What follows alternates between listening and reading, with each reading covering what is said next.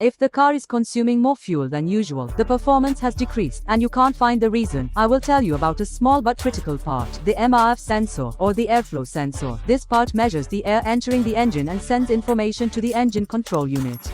The brain adjusts how much fuel will be injected based on this data. Everything starts here. If the MRF sensor gets dirty, the air entering the engine is measured incorrectly. This causes more fuel to be sent than necessary.